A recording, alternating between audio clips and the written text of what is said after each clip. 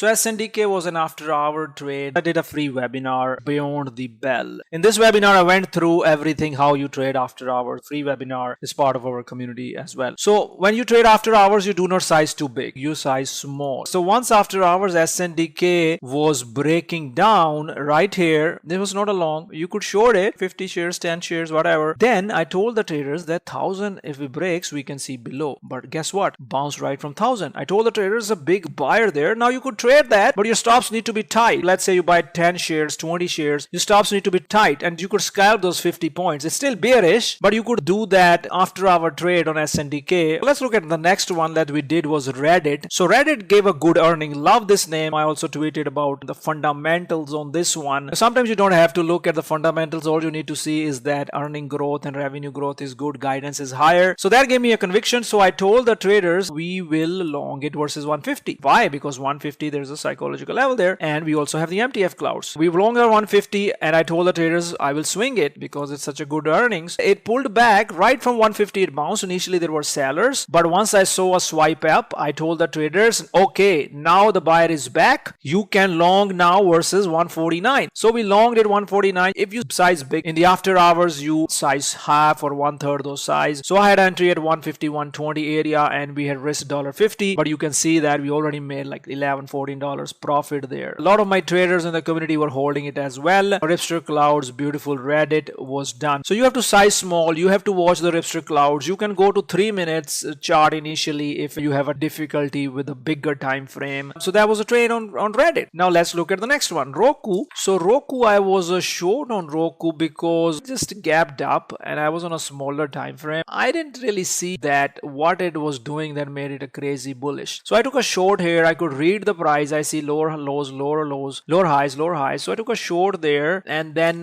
took it all the way. So Roku, I was short 129. I did cover most at 125, but I went all the way to 120. Even if you had 100 shares, that was $1,000 you could make after hours. You could see that gapping and crapping, scalping Roku in the smaller time frame, Roku short all the way down. Your size have to be small. Ideally, you know, stick with the trend, not do the D- setups. Come to trade with Ripster. Join the community at www.tenettradegroup.com.